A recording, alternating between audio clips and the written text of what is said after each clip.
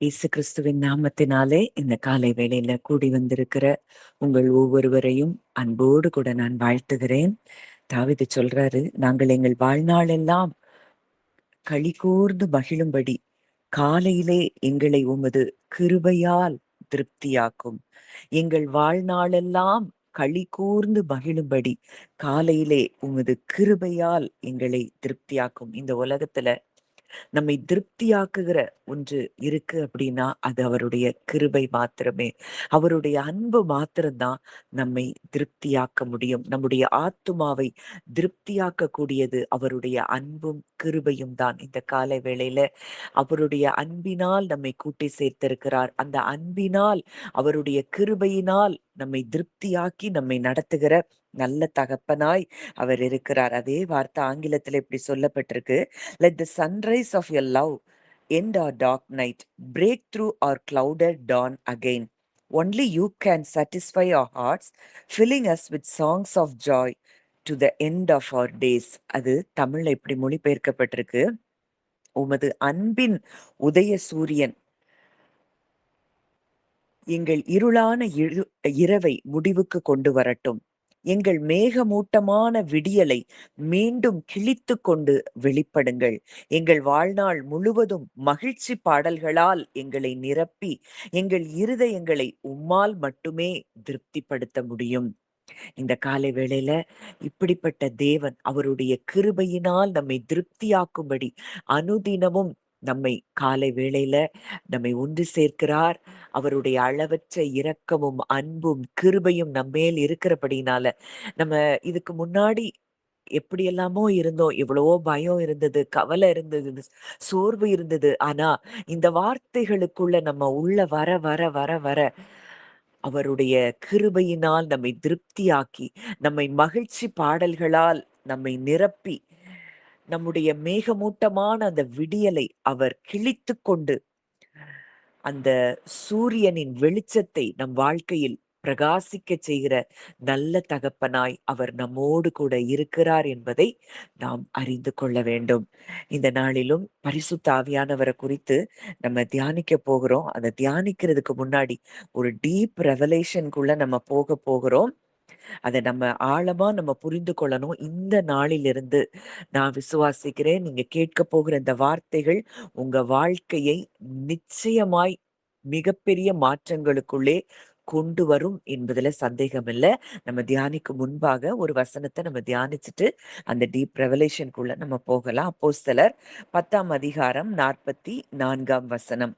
அப்போஸ்தலர் 10:44.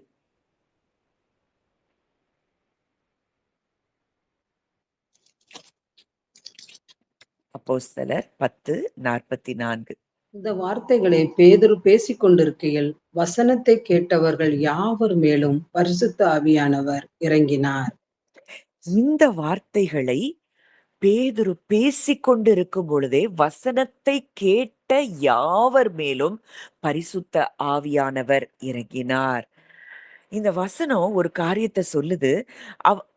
அவங்க அந்த கூடி வந்திருந்த ஜனங்கள் எல்லாருமே புறஜாதி மக்கள். அவங்க யாரும் பெர்ஃபெக்ட்டான பீப்புள் இல்ல. ஆனா தேவன் யாரை தேடுகிறார்னா பெர்ஃபெக்ட்டான பீப்புளை தேடல, தாகமுள்ள இருதயம் உள்ளவர்களைத்தான் தேவன் தேடுகிறார். பேதுரு இன்னும் பிரசங்கித்து கொண்டுதான் இருக்கிறார். அவருடைய பிரசங்கம் இன்னும் முடிவடையல. வசனத்தை கேட்டவர்கள் பேதுரு பிரசங்கித்துக் கொண்டிருக்கையில், பிரசங்கித்துக் கொண்டு இருக்கும் போதே வசனத்தை கேட்ட யாவர் மேலும், அங்க யாரும் என்ன ஸ்பெஷல் பிரேயர் அங்க நடக்கல. எந்த விதமான ஒரு ரிலீஜியஸ் எந்த ட்ரெடிஷனும் அங்க இல்ல. ஆனா மக்கள் தேவனுடைய வார்த்தையை விசுவாசத்தோடும் ஆவலோடும் கேட்டு கொண்டிருந்தார்கள். அவங்க கேட்டுக்கொண்டு இருக்கும் பொழுதே பரிசுத்த ஆவியானவர் அவர்கள் மேல் இறங்கினார். இந்த காலை வேளையில இங்க கூடி வந்திருக்கிற நீங்கள் யாவரும் நீங்க தாகத்தோடு வந்திருப்பீங்கன்னா, நீங்க இந்த வசனத்தை கேட்கும் பொழுதே விசுவாசத்தோடு இந்த வசனத்தை கேட்பீர்கள் என்றால், இதே பரிசுத்த ஆவியானவர் இன்றைக்கு நம்மேலும் அவர் வல்லமையாய் இறங்கி நம்மை நிரப்பி அவர் செயல்பட அவர் வல்லமையுள்ளவராய் இருக்கிறார். ஒண்ணு நல்லா புரியணும். தேவன் ஒரு குறிப்பிட்ட நேரத்திலயோ, எந்த முறையிலயோ மட்டும்தான் செயல்படுவார்ன்னு நம்ம நினைக்க கூடாது. திறந்த இருதயம் நமக்கு இருந்தால், எந்த நேரத்திலும் அவர் செயல்பட அவர் வல்லவராய் இருக்கிறார். அப்போ அவங்க கவனமா அவருடைய வார்த்தைய கேட்டுக்கொண்டு இருக்கும்போதே, அந்த வார்த்தை அவர்களுடைய இருதயத்திலே விசுவாசத்தை உண்டாக்கினது. அந்த விசுவாசம் அங்கே பரிசுத்த ஆவியானவர் அவர்கள் மேல் ஊற்றப்படுவதற்கு காரணமாக இருந்தது. இப்ப கொர்நேலியு அவங்க குடும்பம், இவங்க யூதர்கள் கிடையாது. இருந்தாலும் அவங்க தேவனை ஏற்றுக்கொண்டு, அவர அந்த வார்த்தைகள அப்படியே ரிசீவ் பண்றாங்க. அவர்கள் மேல் தமது ஆவியை அவர் ஊற்றுகிறார். தேவனுடைய அன்பு, ரட்சிப்பு எல்லோருக்கும் உரியது என்பதை இந்த காரியம் விளக்குகிறது. அவங்க எதையோ பெற்றுக்கொள்ளணும்னு சொல்லி அவங்க போராடல. விசுவாசிச்சாங்க. வசனத்த கேட்டாங்க. திறந்த இருதயத்தோடு வசனத்தை கேட்டார்கள். அவர்கள் பரிசுத்த ஆவியின் நிறைவை பெற்றுக்கொண்டார்கள். அப்போ தேவனுடைய ஆசீர்வாதங்கள் எதுவும் மனித முயற்சியினால் கிடைக்கப்படுவது இல்லை. அவருடைய கிருபையால் நமக்கு கொடுக்கப்படுகின்றன. இந்த காலைதோறும் அவருடைய கிருபையினால் நம்மை மகிழ்ச்சியாக்குகிற தேவன். நம்ம ஏதோ செய்றதுனால நமக்கு நம்முடைய ஆத்துமாவை அவர் திருப்திப்படுத்தவில்லை. நம்மேல் அன்பு வைத்திருக்கிறபடியினால், தமது கிருபையினால் நம்மை மகிழ்ச்சியாக்குகிறாராம். பேதுரு பேசிக்கொண்டு இருந்த பொழுதே பரலோகம் செயல்பட்டது. இன்றைக்கும் எங்க நீங்க எந்த மெசேஜ நீங்க கேட்டாலும், அதை தேவன் மனிதர்கள் வாயிலிருந்து புறப்படுகிற தேவனுடைய வார்த்தையாய் நீங்கள் விசுவாசிக்கும் பொழுது, உங்க இருதயம் அந்த வார்த்தைக்கு நேராய் திறந்திருக்கும் பொழுது, அங்க பரலோகம் உங்களுக்காக செயல்பட்டு பரிசுத்த ஆவியானவரை உங்கள் மேல் அளவில்லாமல் ஊற்றுவதற்கு அவர் வல்லமையுள்ளவராய் இருக்கிறார். இங்க மனுஷன் தான் பேசுறான். அந்த பேதுரு தான் பேசுறான். பரிசுத்த ஆவியால் நிரப்பப்பட்ட ஒரு மனுஷன் பேசுறான். அங்கே தேவன் செயல்படுகிறார். ஆனா, நம்ம பல நேரங்கள்ல தேவன் நம்ம வாழ்க்கையில செயல்படணும்னு காத்து கொண்டிருக்கிறோம். ஆனா, ஆண்டவர் நாம் அவருடைய வார்த்தையை கேட்டு விசுவாசித்து பெற்றுக்கொள்ள தயாராக இருக்கணும்னு சொல்லி அவர் விரும்புகிறார். தேவனுடைய வார்த்தைய விசுவாசத்தோடு கேட்கிற இருதயத்துல பரிசுத்த ஆவியானவர் திடீர்னு சடன்லியா வல்லமையா செயல்பட அவர் வல்லமை உள்ளவராய் இருக்கிறார். பேதுரு பேசிக்கொண்டிருக்கும் பொழுதே தேவன் செயல்பட்டார். கேட்டுக்கொண்டிருக்கும் பொழுதே ஆவியானவர் அங்கே ஊற்றப்பட்டார். தாகமுள்ள இருதயங்கள் மேல பரிசுத்த ஆவியானவர் ஊற்றப்படுகிறார். இந்த காலை வேளையில நீங்க ஒவ்வொருவரும் தாகத்தோடு வந்திருக்கிறீங்க. உங்க இருதயம் திறக்கப்பட்ட இருதயத்தோடு வந்திருக்கிறது அப்படின்னா, இன்றைக்கும் தேவன் உங்களுடைய இருதயங்களில் அவர் வல்லமையாய் செயல்பட போகிறார். பரிசுத்த ஆவியானவரை நம் ஒவ்வொருவர் மேலும் அளவில்லாமல் அவர் ஊற்றப் போகிறார் என்பதை நீங்கள் அறிந்து கொள்ள வேண்டும். இந்த நாளிலும் அந்த பரிசுத்த ஆவியானவரை குறித்து தொடர்ந்து நம்ம தியானிக்கலாம் அப்படின்னு ஆவியானவரின் இருதயத்தில் வைத்த அந்த விருப்பத்தின்படி இன்றைக்கும் நம்ம அந்த ஆவியானவரை ஆதியாகமத்துல இருந்து அந்த ஆவியானவர் எப்படி செயல்பட்டார் என்பதை நம்ம சற்று தியானிக்க போகிறோம். இந்த எபிரேய வார்த்தையில இந்த ஆவியானவரை குறித்து சொல்லப்படுகிற ஒரு வார்த்தை ருவாக். இந்த ருவாக் அப்படின்னா 3 வார்த்தைகள் அதுக்கு அதுக்கு ஈக்குவலன்ட்டா சொல்லப்படுகிறது. அது என்ன அப்படின்னா காற்று, விண்ட், மூச்சு, பிரெத், ஆவி, ஸ்பிரிட். இந்த 3 அர்த்தங்களும் இந்த ரூவாக் அப்படிங்கிற ஒரு வார்த்தைக்குள்ள அங்கே அடங்கி இருக்கிறதாம். உலகத்துல வீசுற காற்று, மனிதனுக்குள்ளே செல்லுகிற மூச்சு, தேவனுடைய ஆவி. இது எல்லாத்தையும் இந்த ஒரே வார்த்தை விவரிக்கிறது. ஆனா, நம்ம மற்ற பைபிள் டிரான்ஸ்லேஷன்ஸ் எல்லாத்துலயும் இது 3ம் பிரிக்கப்பட்டு விட்டது. காற்று அப்படின்னா இயற்கை சம்பந்தப்பட்ட விஷயமாய் பார்க்கிறோம். மூச்சு அப்படின்னா உடல் சம்பந்தப்பட்ட விஷயம். பயாலஜிக்கலா பார்க்கிறோம். ஸ்பிரிட் அப்படின்னா அது தியாலஜியா நம்ம பார்க்கிறோம். ஆனா, வேதாகமம் இந்த பிரிவை ஏற்படுத்தவில்லை. இந்த ருவாக் அப்படிங்கிற வார்த்தைய பயன்படுத்தும் பொழுது, இந்த 3 அர்த்தங்களும் ஒண்ணோடு ஒன்று அது எப்படி இருக்கு? ரொம்ப க்ளோஸா இருக்கு. சில நேரங்கள்ல காற்று முக்கியமா இருக்கும். சில நேரங்கள்ல மூச்சு முக்கியமா இருக்கும். சில நேரங்கள்ல ஆவி முக்கியமா இருக்கும்.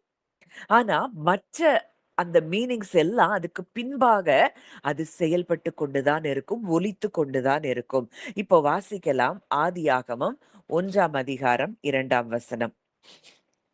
ஆதியாகமம் 1, 2. பூமியானது ஒழுங்கின்மையும் வெறுமையுமாயிருந்தது. ஆழத்தின் மேல் இருள் இருந்தது. தேவ ஆவியானவர் ஜலத்தின் மேல் அசைவாடிக் கொண்டிருந்தார். பூமியானது ஒழுங்கின்மையும் வெறுமையுமாயிருந்தது. ஆழத்தின் மேல் இருள் இருந்தது.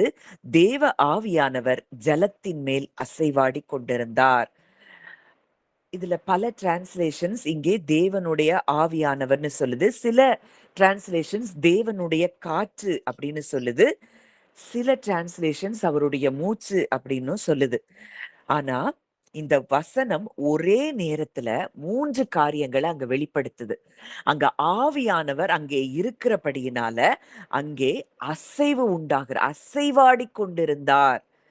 அங்கே அசைவு இருக்கிறது. அங்கே ஜீவன் இருக்கிறது.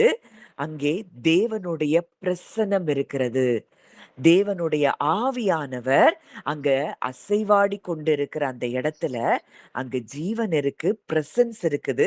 எல்லாத்தையும் நம்ம பார்க்கிறோம். இந்த அசைவாடுதல் அப்படிங்கிற இந்த வார்த்தை 2 முறை தான் வேதாகமத்திலே வருது. ஒண்ணு இந்த இடம். இன்னொரு இடம் எங்கன்னு பார்த்தோம் அப்படின்னா, உபாகமம் 32ஆம் அதிகாரம் 11ஆம் வசனம். உபாகமம் 32, 11. கழுகு தன் கூட்டைக் கலைத்து, தன் குஞ்சுகளின் மேல் அசைவாடி, தன் செட்டைகளை விரித்து, அவைகளை எடுத்து, அவைகளைத் தன் செட்டைகளின் மேல் சுமந்து கொண்டு போகிறது போல. ம். போதும். கழுகு தன் கூட்டைக் கலைத்து, தன் குஞ்சுகளின் மேல் அசைவாடி.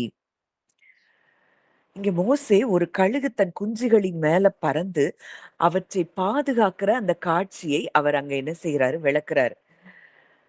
அப்போ அசைவாடுதல் அப்படின்னா, தேவன் எங்கேயோ ரொம்ப தூரத்துல இருந்து இந்த குழப்பத்தை பார்த்து கொண்டு இருக்கல. அங்க பூமி வெறுமையாய் ஒழுங்கற்று இருக்கு. அங்க ஆழத்தின் மேல இருள் இருக்கு. ஆனால் தேவனுடைய ஆவியானவர் அங்கே அசைவாடிக் கொண்டிருந்தார். அவர் தூரத்துல இருந்து இந்த ஒழுங்கற்ற தன்மைய பார்க்கல. அவர் கழுகு எப்படி தன் குஞ்சுகளின் மேல அசைவாடுகிறது போல, அவர் அந்த அந்த பூமியானது ஒழுங்கின்மையும், வெறுமையுமா இருக்கிற அந்த சூழ்நிலையில, அவர் அங்கே அசைவாடுகிறதை பார்க்கிறோம். அப்போ ஒண்ணு நல்லா புரியணும். இந்த ஆவியானவர் அருகில் இருந்து செயல்படுகிறவராய் இருக்கிறார். பாதுகாக்கிறவராய் இருக்கிறார். அன்பு செலுத்துகிறவராய் இருக்கிறார் என்பதை இந்த வார்த்தை நமக்கு கற்றுக் கொடுக்கிறது. அப்ப ஆதியாகமம் இப்படித்தான் ஆரம்பிக்குது. இப்படி ஆரம்பிக்குது. வெளிச்சம் வருவதற்கு முன்னதாக, இந்த பூமியும் நிலமும் தோன்றுவதற்கு முன்பதாக, இந்த பூமியானது அது ஒழுங்காக உண்டாக்கப்படுவதற்கு முன்பதாக, உயிர்கள் எல்லாம் சிருஷ்டிக்கப்படும் முன்பதாக, தேவனுடைய சுவாசம், தேவனுடைய ருவாக், தேவனுடைய மூச்சு, தேவனுடைய ஜீவன் அங்கே இருந்தது. உலகம் தேவனுடைய பிரசன்னத்தின் கீழ தான் உருவானது. அப்போ படைப்பு அப்படிங்கிறது ஏதோ இந்த பொருட்கள் எல்லாம் அங்கங்க வச்சு சீரமைக்கிறது மாத்திரம் அல்ல. அது தேவனுடைய பிரசன்னத்தினால் உருவானதுதான் இந்த முழு உலகமும், அதில் இருக்கிற எல்லா சிருஷ்டிகளும், இந்த முழு பிரபஞ்சமும் அவருடைய பிரசன்னத்தினால் உருவானது. இப்போ இந்த முழு உலகத்துக்குள்ளேயும் அவர் இருந்து அசைவாடினார். அவருடைய பிரசன்னத்தினால் பூமி அது என்ன செய்தது? ஒழுங்கானது. அது ஒழுங்கின்மையும், வெறுமையுமாய் இருந்ததெல்லாம் அங்க அழகா ஆண்டவர் அங்கே ஒழுங்குபடுத்துகிறார். பூமி உண்டாகுது, கடல் உண்டாகுது, நிலங்கள் உண்டாகுது. இது எல்லாம் நடக்குது. இப்படி செயல்பட்ட ஆவியானவர் அடுத்ததா எப்படி செயல்படுகிறார் அப்படின்னு நம்ம பார்த்தோம்னா, வாசிக்கலாம். ஆதியாகமம் 2ஆம் அதிகாரம் 7ஆம் வசனம். ஆதியாகமம் 2:7. தேவனாகிய கர்த்தர் மனுஷனை பூமியின் மண்ணினாலே உருவாக்கி ஜீவ சுவாசத்தை அவன் நாசியிலே ஊதினார். மனுஷன் ஜீவ ஆத்துமாவானான். இங்க இப்படி செயல்பட்ட ஆவியானவர், இங்கே ஜீவன் காற்றாய் இருந்தவர், தேவனாகிய கர்த்தர் மனுஷனை பூமியின் மண்ணினாலே உருவாக்கி, ஜீவ சுவாசத்தை அவன் நாசியிலே ஊதினார். மனுஷன் ஜீவ ஆத்துமாவானான். அதனாலதான் நம்ம பிரீத்த கவனிக்கும் போது, இப்ப மெடிடேஷன்லலாம் இந்த புறஜாதி மக்கள் தேவனை அறியாதவங்க இந்த பிரீத் பண்றாங்க. அந்த அந்த அந்த ரெஸ்ட்டுக்குள்ள போறாங்க. ஆனா இன்றைக்கு நமக்கு சத்தியம் தெரிந்திருக்கிற நாம் நம்முடைய மூச்ச நம்ம கவனிக்கும் பொழுது, இந்த பரிசுத்த ஆவியானவர் நமக்குள் எவ்வளவாய் செயல்படுகிறார் என்பதை நாம் உணர முடியும். நம்முடைய ஜீவன் நம்முடைய சுவாசத்துல இருக்குது. இந்த சுவாசத்தை கொடுத்ததே அவர்தாங்கிறத உணர உணர இந்த பரிசுத்த ஆவியானவர் நம்முடைய சரீரத்தில் இருந்து வல்லமையாய் செயல்படுகிறதையும், இந்த மூச்சின் வழியாகவே நாம் பல காரியங்களை நாம் பெற்றுக்கொள்ளுகிறோம். இங்க மூச்சு அப்படின்னு சொல்லப்பட்ட வார்த்தை அங்க எபிரேய மொழியில அங்க ருவாக்குன்னு சொல்லப்படல. அது நிஷ்மா அப்படின்னு சொல்லப்படுதாம். ஆனா வேதம் தேவனுடைய மூச்சையும் தேவனுடைய ஆவியையும் அது இணைத்துதான் சொல்லுது. மனுஷனுடைய உடல் அங்க உருவாக்கப்பட்டது. ஆதாமினுடைய உடல் உருவாக்கப்பட்டது. ஆனா அந்த உடல்ல என்ன இல்ல? ஜீவன் இல்லை. தேவன் அவருடைய சுவாச காற்றை, அவருடைய ஜீவனை, அவருடைய ஆவியை மனுஷனுக்குள் ஊதின பொழுதுதான் அவன் உயிரடைந்தான். அப்போ ஒண்ணு நல்லா புரியணும். நம்ம ஜீவன் தானாக உருவாகல. அங்க மனுஷன மண்ணினால சிருஷ்டித்துட்டாரு. ஆனா அவனுக்குள்ள ஜீவன் என்பது தானாக உருவாகவில்லை. அந்த ஜீவன் தேவனிடத்திலிருந்து வந்த பரிசாய் இருக்கிறது. ஒரு வசனம் வாசிக்கலாம். யோபு 33:4. யோபு 33ஆம் அதிகாரம் 4ஆம் வசனம்.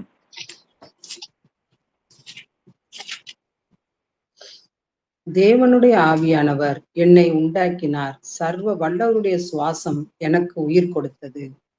இங்க 3 காரியமும் சொல்லப்பட்டிருக்கு. இங்க ஆவி, தேவனுடைய ஆவி. அடுத்ததா மூச்சு, சுவாசம், ஜீவன். இந்த 3ம் இந்த வசனத்துல ஒன்றாக இணைக்கப்படுகிறது. இன்றைக்கு ஒவ்வொரு மூச்சும் நாம் தேவனுக்குள் இருக்கிறோம். தேவனிடத்திலிருந்து நாம் இந்த மூச்சை பெற்றிருக்கிறோம் என்பதை நம்ம உணர்வோம்னா, நம்ம மூச்சை கவனிக்கும் பொழுதே, இந்த நான் தேவனிடத்திலிருந்து நான் இந்த சுவாசத்தை பெற்றிருக்கிறேன் அப்படிங்கிறத உணரும் பொழுதே உங்களுடைய இருதயம் இளைப்பாறுதலுக்குள்ள வரும். நம்ம மூச்சை உள்வாங்கும் பொழுது நான் தேவனுடைய சுவாசத்தை நான் சுவாசிக்கிறேன். அவருடைய ஜீவன் எனக்குள்ள இருக்கு. அந்த ஜீவன் இன்றைக்கு என்னுடைய ஜீவனில் ஒன்றாக கலந்திருக்கிறது. கர்த்தரோடு இசைந்திருக்கிறவன் அவருடனே ஒரே ஆவியா இருக்கிறான். இன்றைக்கு நம்முடைய ஜீவனும் அவருடைய ஜீவனும் ஒன்றாக கலந்திருக்கிறதை நாம் அறிந்து கொள்ள வேண்டும். இன்றைக்கு பரிசுத்த ஆவியானவர் நம்முடைய சரீரத்தில் அவர் வந்து தங்கி இருக்கிறார். இந்த சுவாசம், அவருடைய சுவாசமே இன்றைக்கு, அவருடைய ஜீவனே இன்றைக்கு, அவருடைய ஆவியே இன்றைக்கு நமக்குள் வந்து தங்கி இருக்கிறார். அப்போ எந்த அளவுக்கு நம்ம அந்த ஜீவன்ல தான் நம்ம வாழ்ந்து கொண்டிருக்கிறோம் என்பதை நாம் உணர வேண்டிய இடத்தில் இருக்கிறோம். இப்போ முழு உலகத்திலயும் அசைவாடி கொண்டிருந்தவர் மனுஷனுடைய சுவாசத்துக்குள்ள அவர் வர்றாரு. அடுத்ததா எங்க நம்ம இந்த இந்த ஆவியை வல்லமையா நம்ம பார்க்கிறோம் அப்படின்னா, எசேக்கியேல் 37ஆம் அதிகாரத்துல நம்ம பார்க்கிறோம். அங்க முழு இஸ்ரவேலும் சிறையிருப்பில் இருக்கிறது. எருசலேம் அழிக்கப்பட்டதாக, அந்த ஆலயம் இடிக்கப்பட்டதாக இருக்குது. இந்த சூழ்நிலையில தான் அங்கே தேவன் எசேக்கியேலை ஒரு உலர்ந்த பள்ளத்தாக்குகள் நிறைந்த அந்த இடத்துல கொண்டு வந்து அவனை நிறுத்தினார். எசேக்கியேல் 37:1 வாசிக்கலாம். எசேக்கியேல் 37:1. கர்த்தருடைய கை என்மேல் அமர்ந்து கர்த்தர் என்னை ஆவிக்குள்ளாக்கி வெளியே கொண்டு போய் எலும்புகள் நிறைந்த ஒரு பள்ளத்தாக்கில் நடுவில் நிறுத்தி. போதும். இங்க இந்த எலும்புகள் எல்லாம் எப்படி எலும்புகள் அப்படின்னா, ரொம்ப பழமையான எலும்புகள். மரித்து போய் பல வருடங்களான எலும்புகள். முற்றிலும் நம்பிக்கையற்ற நிலைமையில ட்ரை போன்ஸா இருக்கு. அதாவது மரித்த சமீபத்துல உள்ள எலும்புகள்னா, அதுல கொஞ்சமாவது ஈரம் இருக்கும். ஆனா, இவைகள் எல்லாம் உலர்ந்து போன எலும்புகள், நம்பிக்கையற்ற நிலையில் இருக்கக்கூடிய எலும்புகள். அப்ப ஆண்டவர் கேட்கிறாரு, "மனுபுத்திரனே, இந்த எலும்புகள் உயிரடையுமா?" அப்போ எசேக்கியேல் சொல்றாரு, "கர்த்தராகிய ஆண்டவரே, தேவரீர் அதை அறிவீர்." அப்போ இது எலும்புகளை பற்றி தேவன் கேட்ட கேள்வி இல்ல. இது இஸ்ரவேலை பற்றி. அவங்க ஃபுல்லா ட்ரை ஆயிட்டாங்க. அவங்களுக்கு நம்பிக்கை அற்று போச்சு. இனி நாங்கள் மீட்கப்படுவோம் என்கிற அந்த நம்பிக்கை இல்லாத இடத்திற்கு உலர்ந்த எலும்புகளைப் போல அவர்கள் மாறிவிட்டார்கள். இப்போ எசேக்கியேல பார்த்து தேவன் அந்த எலும்புகளிடத்துல தீர்க்க தரிசனம் சொல்லச் சொல்லுகிறார். வாசிக்கலாம். 4வது வசனம் 4, 5. அப்பொழுது அவர், நீ இந்த எலும்புகளை குறித்து தீர்க்க தரிசனம் உரைத்து அவைகளை பார்த்து சொல்ல வேண்டியது என்னவென்றால், உலர்ந்த எலும்புகளே, கர்த்தருடைய வார்த்தையை கேளுங்கள். கர்த்தராகிய ஆண்டவர் இந்த எலும்புகளை நோக்கி, இதோ நான் உங்களுக்குள் ஆவியை பிரவேசிக்க பண்ணுவேன், அப்பொழுது உயிரடைவீர்கள். ம். இங்க வசனம் சொல்லுது, ஆண்டவர் சொல்றாரு எசேக்கியேல்ட்ட, உலர்ந்த எலும்புகளே, கர்த்தருடைய வார்த்தையை கேளுங்கள். இன்னைக்கு உங்க வாழ்க்கையில உலர்ந்து போயிருக்கிறதா? நம்பிக்கையற்ற சூழ்நிலையில இருக்கிறதா? நீங்க உணர்றீங்களா? இந்த வார்த்தை உங்களை நோக்கித்தான் கடந்து வருகிறது. உலர்ந்த எலும்புகளாய் இருக்கிற உங்களுடைய வாழ்க்கையின் பகுதியில, நீங்கள் கர்த்தருடைய வார்த்தையை அனுப்பும் பொழுது, கர்த்தருடைய வார்த்தையை கேட்கும் பொழுது, கர்த்தராகிய ஆண்டவர் அந்த எலும்புகள பார்த்து சொல்றாரு, "இதோ நான் உங்களுக்குள் ஆவியை பிரவேசிக்க பண்ணுவேன்." நீங்க கர்த்தருடைய வார்த்தையை நீங்கள் கேட்கும் பொழுது, உங்களுக்குள் அவர் ஆவியை பிரவேசிக்க பண்ணி, உங்களை உயிரடையும்படிக்கு நீங்க எதெல்லாம் நீங்க சோர்ந்து போய் நம்பிக்கையற்ற நிலைமையில நீங்க இருக்கிறீங்களோ, அந்த இடத்துல ஒரு பெரிய அசைவு உண்டாகி, அந்த இடங்கள் உயிர்ப்பிக்கப்படுகிறதை நீங்கள் பார்ப்பீர்கள். வாசிக்கலாம். 7வது வசனம் வாசிக்கலாம். எனக்கு கட்டளையிட்டபடியே நான் தீர்க்க தரிசனம் உரைத்தேன். நான் தீர்க்க தரிசனம் உரைக்கையில் ஒரு இரைச்சல் உண்டாயிற்று. இதோ அசைவுண்டாக்கி ஒவ்வொரு எலும்பும் தன் தன் எலும்போடே சேர்ந்து கொண்டது. ம். இப்போ அங்க தீர்க்க தரிசனம் உரைக்கையில் கர்த்தருடைய வார்த்தையை பேசும் பொழுது ஒரு இரைச்சல் உண்டாயிற்று. இந்த காலை வேளையில பரிசுத்த ஆவியானவர் நம் ஒவ்வொருவருக்குள்ளும் அவர் கிரியை செய்து கொண்டிருக்கிறார். அன்றைக்கு பேதுரு பேசின பொழுது பரிசுத்த ஆவியானவர் இறங்கினார் என்றால், இதை விசுவாசத்தோடு திறந்த இருதயத்தோடு கேட்டுக்கொண்டிருக்கிற உங்கள் ஒவ்வொருவருக்குள்ளும் ஒரு பெரிய இரைச்சலின் சத்தத்தை அவர் உண்டு பண்ணுகிறார். நம்பிக்கையற்ற சூழ்நிலைகளில் இருக்கிற உங்களுக்கு நம்பிக்கையை உண்டாக்குகிறார். உலர்ந்த எலும்புகள் எல்லாம் அங்கே அங்கே ஒரு பெரிய இரைச்சல் உண்டாகி, அங்கே ஒரு அசைவு உண்டாகி, ஒவ்வொரு எலும்பும் தன் தன் எலும்போடே அது சேர்ந்து கொண்டதை நாம் பார்க்கிறோம். அடுத்ததா 9வது வசனம் வாசிக்கலாம். அப்பொழுது அவர் என்னை பார்த்து, நீ ஆவியை நோக்கி தீர்க்க தரிசனம் உரை. மனுபுத்திரனே, நீ தீர்க்க தரிசனம் உரைத்து ஆவியை நோக்கி, கர்த்தராகிய ஆண்டவர் உரைக்கிறது என்னவென்றால், ஆவியே, நீ காற்று திசை நான்கிலும் இருந்து வந்து கொலையுண்ட இவர்கள் உயிரடையும்படிக்கு இவர்கள் மேல் ஊது என்கிறார் என்று சொல் என்றார். அடுத்த வசனம். எனக்கு கற்பிக்கப்பட்டபடி நான் தீர்க்க தரிசனம் உரைத்தேன். அப்பொழுது ஆவி அவர்களுக்குள்ள பிரவேசிக்க அவர்கள் உயிரடைந்து காலூன்றி மகா சேனையாய் நின்றார்கள். இப்போ இவங்க முதல்ல உலர்ந்த எலும்புகளா, பள்ளத்தாக்குகளுக்குள்ள அப்படி உலர்ந்த எலும்புகளா இருக்கிறவங்க, இங்க இங்க அவங்களுக்கு எந்த ஸ்ட்ரக்சரும் இல்ல. இப்போ முதல்ல ஒரு ஸ்ட்ரக்சர் உண்டாகுது. அங்க எலும்புகள் சேருது, மாம்சம் உண்டாகுது, நரம்புகள் மூடுது. இது எல்லாம் அங்க நடக்குது. ஆனா, அங்க ஜீவன் இல்ல. இதே போல தான் இன்னைக்கும் நம்முடைய பல காரியங்கள் ரிலிஜியஸ் இன்ஸ்டிடியூஷன்ஸ்ல எல்லாம் நம்ம பார்க்கும் பொழுது, சும்மா ஏதோ ஒரு பிரசங்கம், சும்மா ஏதோ ஒரு வார்த்தை, ஒரு சண்டேல ஏதோ ஒண்ணு கேட்கணும், சண்டேனா சர்ச் போணும், அப்படிங்கிற எண்ணத்துக்குள்ள நம்ம ஆண்டவரை தேடுவோம் என்றால், இந்த ஆவியின் நிறைவை, ஜீவனை நாம் பெற்றுக்கொள்ள முடியாது. இப்போ இங்க என்ன சொல்றாரு? காற்று திசை நான்கிலும் இருந்து கொலையுண்ட இவர்கள் மேல் உயிரடையும்படிக்கு இவர்கள் மேல் ஊது. அப்போ இந்த ஒரு வார்த்தை பல அர்த்தங்களோட வர்றத நம்ம பார்க்கிறோம். 4 திசைகளின் காற்று. இந்த 4 திசைகளிலிருந்து வர்ற காற்று, இந்த உயிரற்ற, ஜீவனற்ற இந்த உடல்களுக்குள் மூச்சாய் கடந்து செல்லுகிறது. உயிர் கொடுக்கும் தேவனுடைய ஆவியாய் அவர்களுக்குள்ளே அங்கே கடந்து செல்கிறது.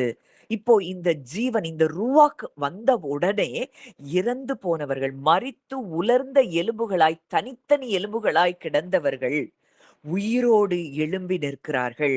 அப்ப இங்க நடந்தது ஏதோ வெறும் ரெஸ்டோரேஷன் மட்டும் இல்ல, ஒரு நியூ கிரியேஷன். இதுதான் புது உடன்படிக்கையிலே நமக்கு நடக்கிறது. நம்மள புது சிருஷ்டியாய் அவருடைய ஜீவனுக்குள்ள, அவருடைய ஜீவன நமக்குள்ளே வைத்து நம்மை புது சிருஷ்டியாக்கி இருக்கிறார். பழையவைகள் ஒழிந்து போயின, எல்லாம் புதிதாயின. அங்க எல்லாம் புதுசா உண்டாகுது. அவங்களுக்கு ஃப்ளஷ் புதுசு, நரம்பு புதுசு, ஜீவன், புதிதான ஜீவன் அங்கே கட்டளையிடப்படுகிறது. அப்போ அவருடைய பிரசனம் அந்த ஒவ்வொரு உடைக்க அங்க எலும்புகள், உலர்ந்த எலும்புகளுக்குள்ளாக அவர்கள் அந்த எலும்புகள் எல்லாம் ஒரு ஃபார்முக்கு உண்டாகி, ஒரு பாடியா உண்டாகி, அந்த பாடிக்குள்ள அவருடைய சுவாசம் உள்ளே கடந்து வந்த பொழுது, அங்கே வசனம் சொல்லுது, "நீ காற்று திசை 4லும் இருந்து வந்து, கொலையுண்ட இவர்கள் உயிரடையும்படிக்கு இவர்கள் மேல் ஊது என்கிறார் என்று சொல்" என்றார். எனக்கு கற்பிக்கப்பட்டபடி நான் தீர்க்க தரிசனம் உரைத்தேன். அப்பொழுது ஆவி அவர்களுக்குள் பிரவேசிக்க, அவர்கள் உயிரடைந்து காலூன்றி மகா பெரிய சேனையாய் நின்றார்கள். இதே ஆவியானவர் தான் இன்றைக்கும் நம் ஒவ்வொருவருக்குள்ளும் இருக்கிறார். உலர்ந்த எலும்புகளுக்கு ஜீவனை கொடுக்க அவருடைய ஜீவனால், ஆவியினால் முடியும் என்றால், இன்றைக்கு நம்முடைய வாழ்க்கையின் நம்பிக்கையற்ற பகுதிகள் அனைத்திலும் அவர் ஜீவனை கொடுக்க அவர் வந்திருக்கிறார். வசனம் சொல்லுது, பலத்தினாலும் அல்ல, பராக்கிரமத்தினாலும் அல்ல, கர்த்தருடைய ஆவியினாலே ஆகும். இல்லாதவைகளை, முடியாதவைகளை முடியச் செய்கிற வல்லமையுள்ள ஆவியானவர் இன்றைக்கு உங்களுக்குள் இருக்கிறார். இந்த ஆவியானவரோட நமக்கு எவ்வளவு தூரம் கனெக்ஷன் இருக்கு? அவரோடு கூட உறவாடு கொண்டே இருக்கிறோமா? இல்ல எந்த காரியத்துக்கு நம்ம அதிகமான நேரங்களை நாம் செலவழித்துக் கொண்டிருக்கிறோம்? அப்போ முழு வேதத்திலையும் பார்க்கும் பொழுது ஆவியானவர் எங்கேயோ அமைதியா உட்கார்ந்து இருக்கிற ஒரு நபராய் அவர் செயல்படவில்லை. பழைய ஏற்பாட்டுல பார்க்கிறோம், கிதியோன் மேல தேவனுடைய ஆவியானவர் இறங்குறாரு. அங்க கிதியோன் தனியா செய்ய முடியாத காரியத்தை செய்யும்படிக்கு அவரை தன்னுடைய வல்லமையினால் நிரப்பி அங்கே ஒரு பெரிய ரட்சிப்பை அங்கே கிதியோன் மூலம் தேவன் கொடுக்கிறார். அங்க எப்படி அது சாத்தியம்? அவன் சரியான ஒரு பயப்படுகிற ஒரு மனிதன். ஆனா அவருடைய ஆவியானவர் அவன் மேல் இறங்கின பொழுது, அவன் மிகப்பெரிய மீட்பை அன்றைக்கு இஸ்ரவேலுக்கு உண்டாக்கினதை பார்க்கிறோம். இப்போ மோசே மேல இருந்த அந்த ஆவி என்னாகமம் 11ல பார்க்கிறோம். அவன் மேல இருந்த ஆவி 70 பேர் மேல இறங்குகிறது. அதனால மோசேயினுடைய ஆவி குறைஞ்சுச்சா அப்படின்னா நிச்சயம் கிடையாது. தேவனுடைய ஆவியானவர் பகிரப்பட்டாலும் அங்க அவர் குறைந்து போக மாட்டார். நமக்குள்ள அவருடைய அந்த ஆவியின் செயல்பாடு ஒரு நாளும் குறையாது. தாவீத பார்க்கிறோம். கர்த்தருடைய ஆவியானவர் அந்நாள் முதற்கொண்டு தாவீதின் மேல் பலமாக இறங்கினார். சாமுவேல் அபிஷேகம் பண்ணின பிறகு தாவீதுக்குள் நடந்த காரியம். இது என்ன? பரிசுத்த ஆவியானவர் என்பவர் வெறும் உணர்ச்சி அல்ல. அவர் ஒரு நபர், அவர் ஒரு தேவ வல்லமையாய் செயல்படுகிற ஒரு நபராய் நமக்குள்ளே அவர் இருக்கிறார். இப்ப இந்த ஆவியானவர் அப்படியே புதிய ஏற்பாட்டுக்குள்ள கிறிஸ்து வரும்பொழுது நம்ம வாசிக்கலாம். யோவான் 3ஆம் அதிகாரம் 8ஆம் வசனம். யோவான் 3:8.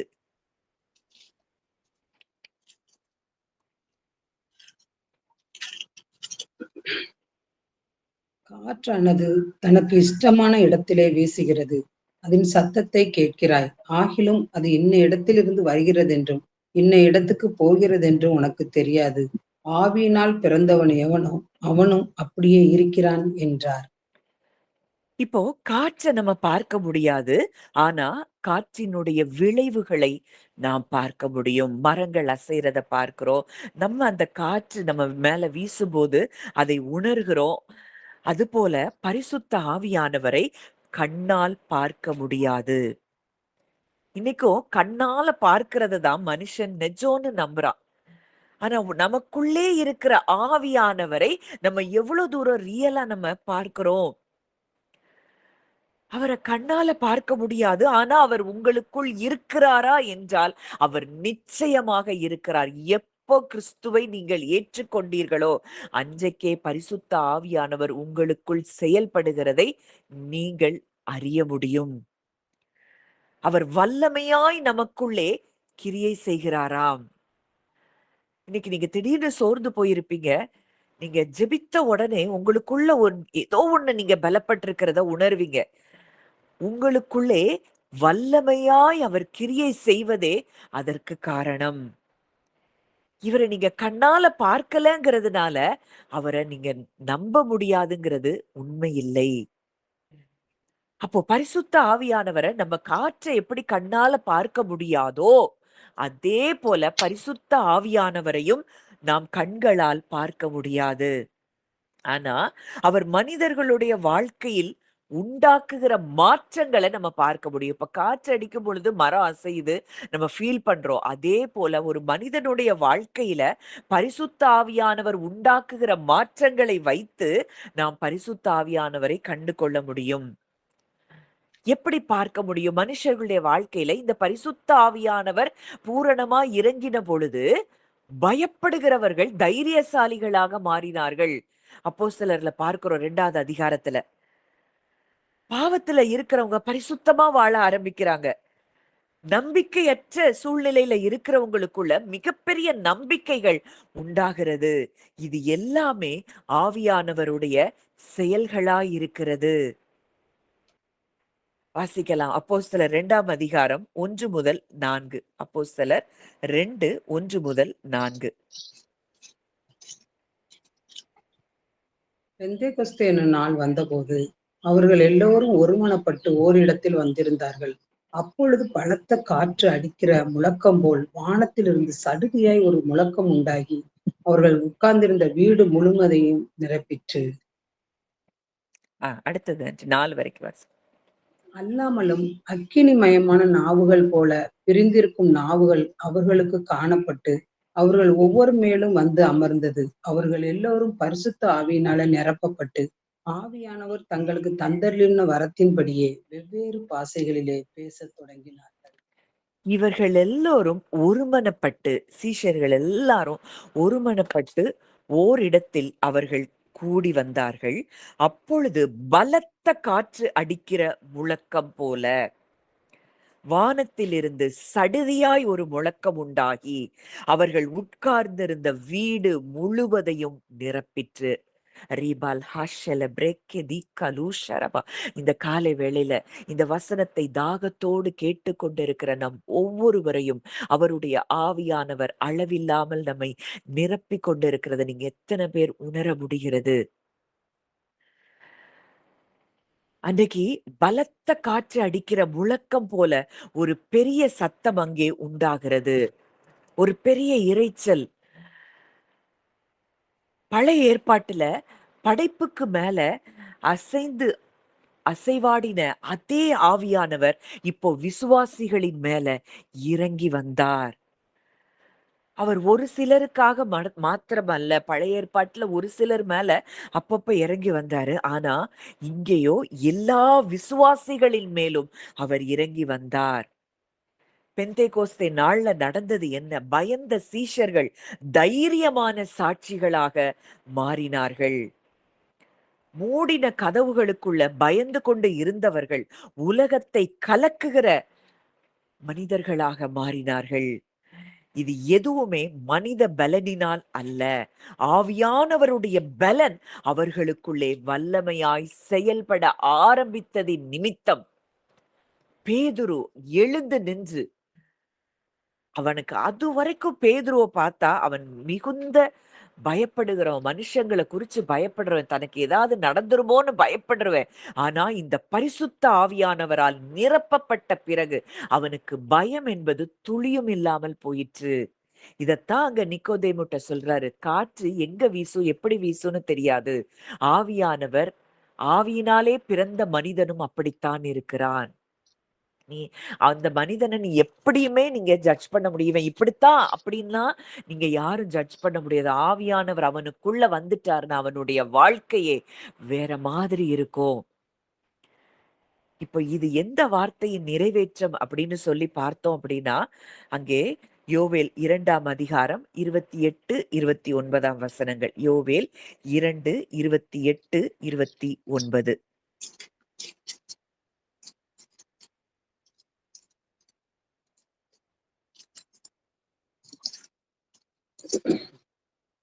அதற்கு பின்பு நான் மாம்சமான யாவர் மேலும் என் ஆவியை ஊற்றுவேன். அப்பொழுது உங்கள் குமாரரும் உங்கள் குமாரத்திகளும் தீர்க்க தரிசனம் சொல்லுவார்கள். உங்கள் மூப்பர் சொப்பனங்களையும் உங்கள் வாலிபர் தரிசனங்களையும் காண்பார்கள். ஊழியக்காரர் மேலும் ம். ஊழியக்காரிகள் மேலும் அந்நாட்களில் என் ஆவியை ஊற்றுவேன். பழைய ஏற்பாட்டுல சில குறிப்பிட்ட மனிதர்கள் மேல வந்து ஆவியானவர் மோசே மேல, கிதியோன் மேல, சிம்சோன் மேல, தாவீது மேல, தீர்க்கதரிசிகள் மேல வந்த தேவன் இங்க ஒரு வாக்குத்தத்தத்த கொடுக்கிறாரு.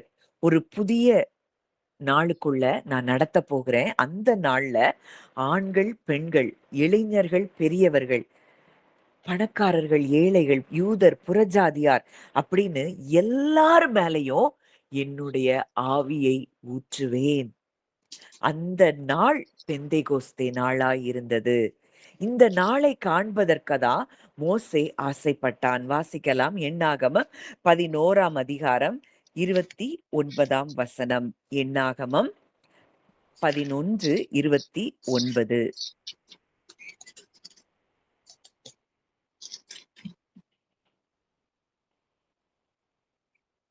அப்பொழுது அ அதற்கு அ மோசே, ம். அஹ், அதுதான் நீ ஆன்டி என்- வாசிங்க. நீ எனக்காக வைராக்கியம் காண்பிக்கிறாயோ? கர்த்தருடைய ஜனங்கள் எல்லோரும் தீர்க்க தரிசனம் சொல்லத்தக்கதாக கர்த்தர் தம்முடைய ஆவியை அவர்கள் மேல் இறங்க பண்ணினால் நலமாயிருக்குமே என்றான். இது மோசேயினுடைய இருதயத்தின் விருப்பமாயிருந்தது. அந்த காலத்துல அது ஒரு ஆசையா இருக்கு. ஆனா புதிய ஏற்பாட்டுல அது உண்மையாக மாறிற்று. பரிசுத்த ஆவியானவர் ஒவ்வொரு விசுவாசிகளுக்குள்ளாகவும் அவர் வாசம் செய்கிறார். சிலருக்கு மாத்திரம் அல்ல, தன்னுடைய பிள்ளைகள் அனைவருக்கும் தம்முடைய ஆவியை அவர் கொடுத்திருக்கிறார். அப்போ பரிசுத்த ஆவியானவர் ஏதோ ஒரு வல்லமை அல்ல, ஒரு சக்தி அல்ல. அவர் ஒரு நபராய் இருக்கிறார். ஒரு பெர்சனா அவர் இருக்கிறாரு. அவர் பேசுறாரு. பரிசுத்த ஆவியானவர் நம்மோடு கூட அவர் பேசுகிற தேவனாய் இருக்கிறார். நம்மை வழிநடத்துகிறவராய் இருக்கிறார். நம்மை சகல சத்தியத்திற்குள்ளும் நம்மை போதித்து நடத்துகிறவராய் இருக்கிறார். நம்மள கம்ஃபர்ட் பண்றவராய் இருக்கிறார். தேற்றரவாளனாய் இருக்கிறார். நம்மை அளவற்ற அன்பினால் நம்மை நேசிக்கிறவராய் பரிசுத்த ஆவியானவர் நமக்குள் இருந்து அவர் பேசிக் கொண்டிருக்கிறார். அவரோடு கூட நம்ம எந்த அளவுக்கு ஐக்கியம் வைத்துக் கொள்ளுகிறோமோ, அந்த அளவுக்கு நம்முடைய வாழ்க்கையில சமாதானத்தையும், சந்தோஷத்தையும் அனுபவிக்க முடியும். உலகம் கொடுக்கிற காரியம், உலகம் சொல்ற ரிப்போர்ட், உலகம் சொல்ற எந்த மேட்டர்ஸும் உங்களுக்கு பெருசா தெரியாது. அவர் ஒரு நபராயிருக்கிறார். அவர நம்மளால துக்கப்படுத்த முடியும்னு வசனம் சொல்லுது. வாசிக்கலாம். ஏசாயா 63:10. ஏசாயா 63:10.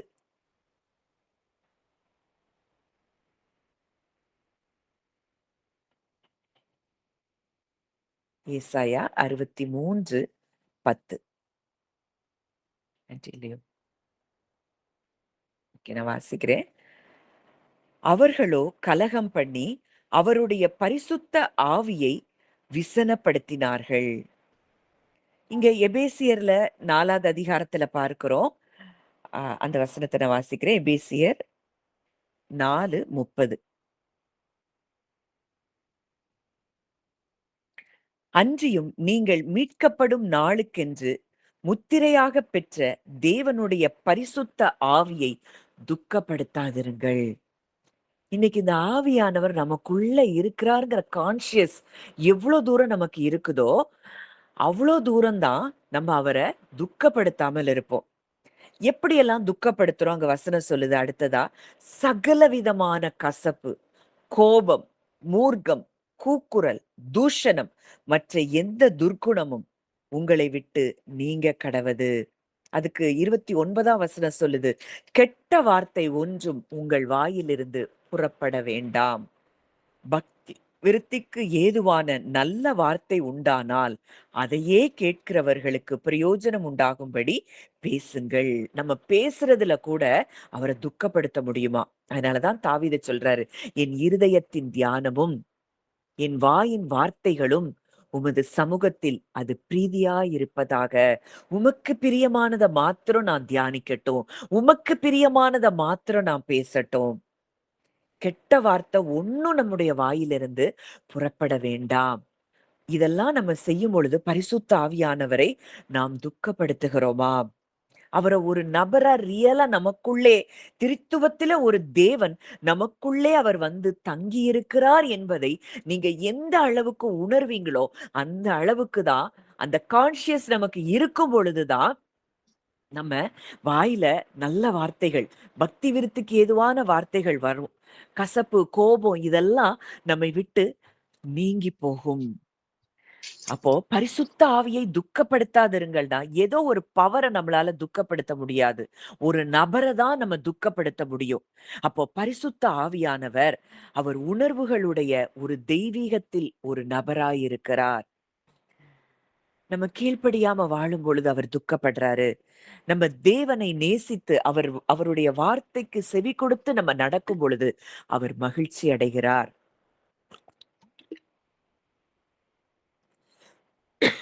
தேவனுடைய அந்த ருவாக் அப்படிங்கிற வார்த்தைக்கு அது வெறும் ஆவி அப்படிங்கிற அர்த்தம் மட்டுமல்ல.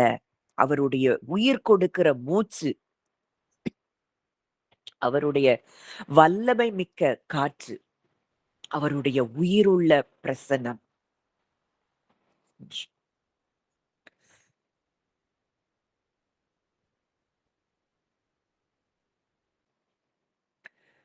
மனிதனை மாற்றக்கூடிய ஒரு தெய்வீக வல்லமை. இவர்தான் இந்த பரிசுத்த ஆவியானவர். இந்த வார்த்தையை நமக்குள்ளே நிஜமாய் மாற்றுவது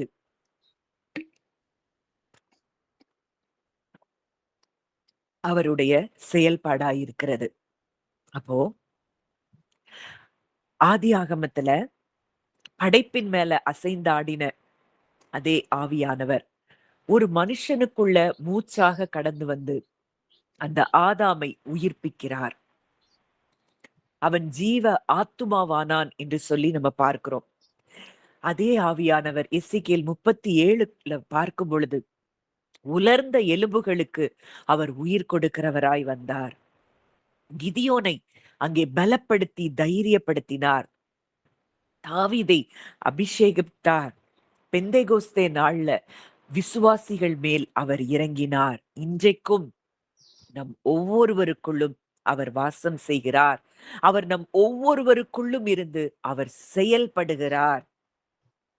அதே ருவாக் இன்றைக்கு நமக்குள்ளே அவர் செயல்பட்டு கொண்டிருக்கிறார். நீங்க ஒரு ஒரு சின்ன விஷயம் நீங்க சோர்வடைஞ்சீங்கன்னா, நீங்க பரிசுத்த ஆவியானவர்ட்ட ஆண்டவரே இந்த இடத்துல நான் சோர்வடைகிறேன்.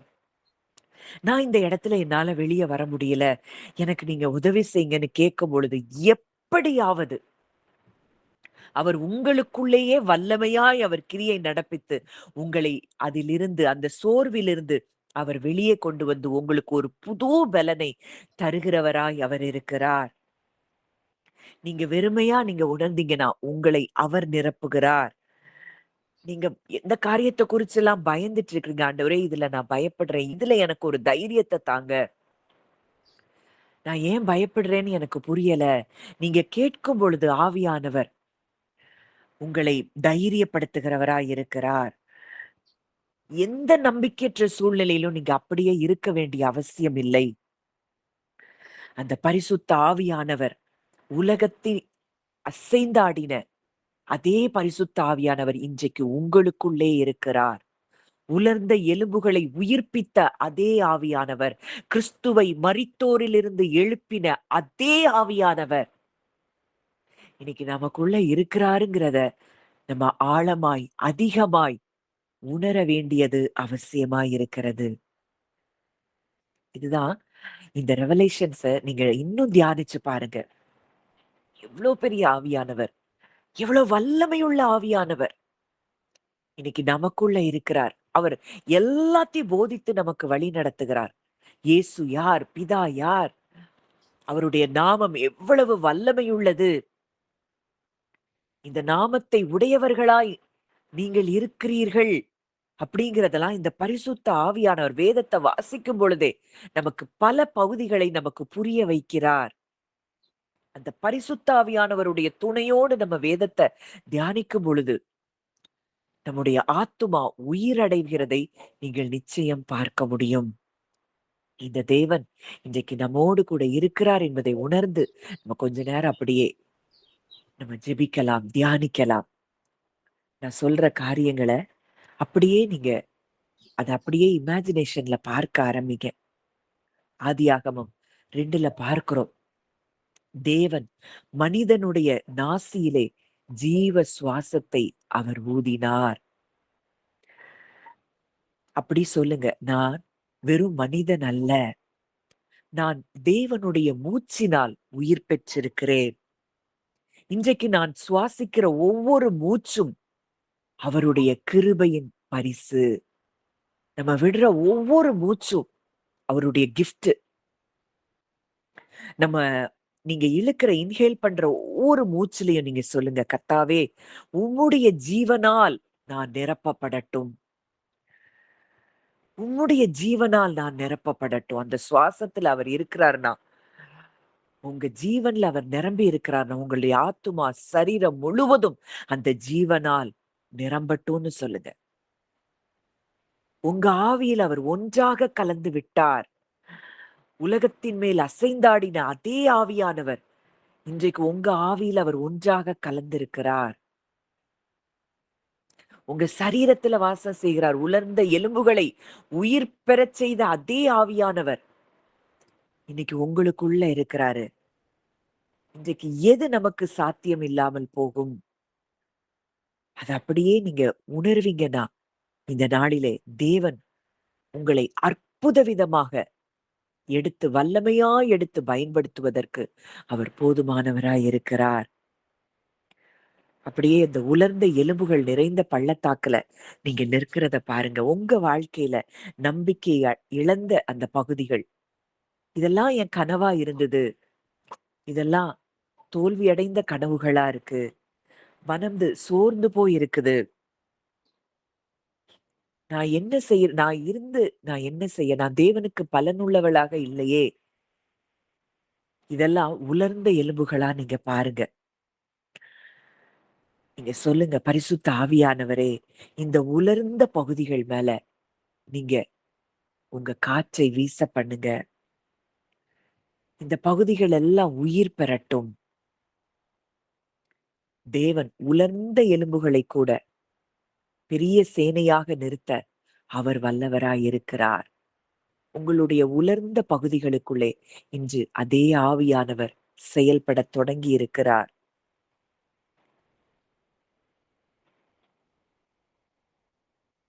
கர்த்தருடைய ஆவியானவர் கிதியோன் மேல இறங்கினார். அவன் தன்னை பலவீனமானவன்னு நினைச்சான். ஆனா தேவனுடைய ஆவியானவர் அவனை பலப்படுத்தி ஒரு வீரமுள்ளவனாக, தைரியமுள்ளவனாக அவனை மாற்றினார்.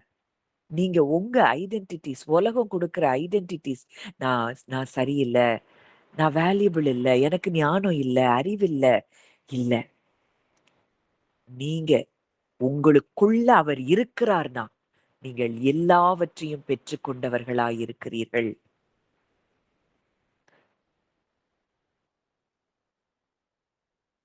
அன்னைக்கு சீஷர்கள் கூடியிருந்த அந்த இடத்துல, பெந்தைக்கோஸ்தே நாள்ல, அந்த பலத்த காற்று அடிக்கிற முழக்கம் போல, அங்க பயங்கர காற்று அடிக்குது. சீஷர்கள் எல்லாம் பயந்து போயிருந்தாங்க. ஆனா, அந்த ஆவியானவர் அவங்க மேல ஊற்றப்பட்ட பிறகு, அவங்கள எதுவும் அசைக்க முடியல. ஏன்னா, தேவன் மேல அளவுக்கு அதிகமான நம்பிக்கையும், விசுவாசமும் அவர்களுக்குள்ளே, அந்த ஆவியானவருடைய செயல்பாட்டினால் அவர்களுக்குள்ளே பெருகிற்று.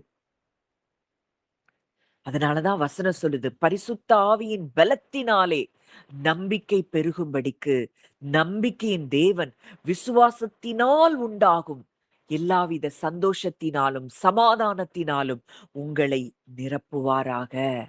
அப்போ இந்த பரிசுத்த ஆவியானவருடைய பலத்துல தான் நமக்கு நம்பிக்கை பெருகும். இந்த நம்பிக்கை பெருகும் பொழுது அந்த விசுவாசம் நமக்கு சமாதானத்தையும் சந்தோஷத்தையும் கொடுக்கும். இதுதான் அன்றைக்கு சீஷர்களுக்கு நடந்த காரியம். இந்த காலை வேளையில அதே பரிசுத்த ஆவியானவர் நம்மையும் நிரப்பிக் கொண்டிருக்கிறார். தேவன் மேல அளவற்ற விசுவாசம் வைக்கும்படிக்கு தேவன் நம்முடைய ஆத்துமாவிலே அவர் செயல்படுகிறார். ஆவியில செயல்பட்டு ஆவியில இருக்கிற அந்த ஆவியானவர் நம்முடைய ஆத்துமாவில் அவர் செயல்பட ஆரம்பிக்கிறார்.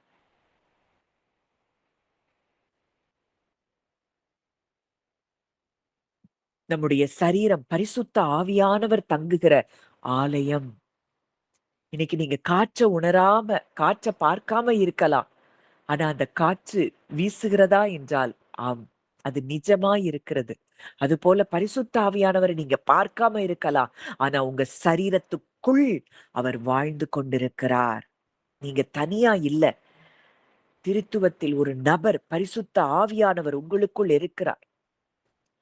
நீங்க வேலை செய்யும்போது, நீங்க டிராவல் பண்ணும்போது, நீங்க ஜெபிக்கும் பொழுது, நீங்க என்ன பிரச்சனைகளை சந்திக்கும் பொழுதும், அதே பரிசுத்த ஆவியானவர் உங்களுக்குள் இருக்கிறார். அப்படியே நீங்க நான் சொல்றத அப்படியே நீங்க மனதுல சொல்ல ஆரம்பிங்க. படைப்புக்கு மேல அசைந்தாடின அதே ஆவியானவர் எனக்குள் நீர் வாசம் செய்கிறீர். ஆதாமுக்கு உயிர் கொடுத்த அதே மூச்சு எனக்குள் இருந்து செயல்படுகிறீர். உலர்ந்த எலும்புகளுக்கு உயிர் கொடுத்த அதே ஆவியானவர் என் வாழ்க்கையையும் நீர் புதுப்பிக்கிறீர். பெந்தைக்கோஸ்தே நாள்ல சீஷர்களை நிரப்பின அதே ஆவியானவர் நீர் என்னையும் நீர் நிரப்பிக் கொண்டிருக்கிறீர். நான் தனியா இல்ல. தேவனுடைய ருவாக் என்னோடு கூட நீர் இருக்கிறீர். இதை சொல்ல சொல்ல இந்த பரிசுத்த ஆவியானவர் உங்களுக்கு ரியலா உங்களுடைய வாழ்க்கையில செயல்படுகிறதை நீங்கள் காண ஆரம்பிப்பீர்கள். அவர் அனுதினமும் ஒவ்வொரு நொடி பொழுதும் நம்முடைய வாழ்க்கையில செயல்படுகிற உயிருள்ள தேவனுடைய பிரசன்னமாய் அவர் இருக்கிறார் என்பதை நீங்கள் ஆழமாக அனுபவிக்க ஆரம்பிப்பீர்கள். நல்ல தகப்பனே, நன்றியோடு உம்மை துதிக்கிறோம், ஸ்தோத்தரிக்கிறோம் அப்பா.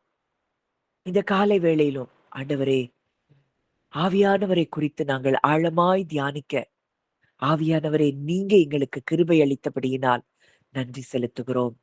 எங்கள் வாழ்நாளெல்லாம் களி கூர்ந்து மகிழும்படிக்கு இந்த காலையிலே உம்முடைய கிருபையினால் எங்களை திருப்தியாக்கி இருக்கிறீரப்பா. அன்றைக்கு பேதுரு பிரசங்கித்த பொழுது வசனத்தை கேட்ட யாவர் மேலும் பரிசுத்த ஆவியானவர் நீர் ஊற்றப்பட்டது போல, அப்பா இன்றைக்கு எங்க ஒவ்வொருவர் மேலையும் நீர் அளவில்லாமல் ஊற்றப்பட்டு இருக்கிறீரப்பா. உங்களை ரியலா பார்க்க, நிஜமா பார்க்க எங்களுக்கு நீங்க உதவி செஞ்சிருக்கிறீங்கப்பா. ஒவ்வொரு நாளும் உங்க கூட இருக்கிற அந்த இன்டிமெசில நாங்க வளர எங்களுக்கு உதவி செய்யுங்கப்பா. நாங்க தனியா இல்லைங்கிறத அறிந்து கொள்ள எங்களுக்கு உதவி செய்யுங்க. அந்த ஒவ்வொருவரையும் மனதார உங்க பிள்ளையா நான் பிளஸ் பண்றேன். விதைக்கப்பட்ட இந்த வார்த்தைகள் ஒவ்வொருவருக்குள்ளும் 100 மடங்கு பலன் தரட்டும் என்று சொல்லி நான் ஜெபிக்கிறேன். கர்த்தர் அப்படியே ஆசீர்வதிக்கிறீர். நன்றி செலுத்துகிறோம். இயேசுவின் மூலம் கேட்கிறோம். ஜீவனுள்ள நல்ல பிதாவே. ஆமென். ஆமென்.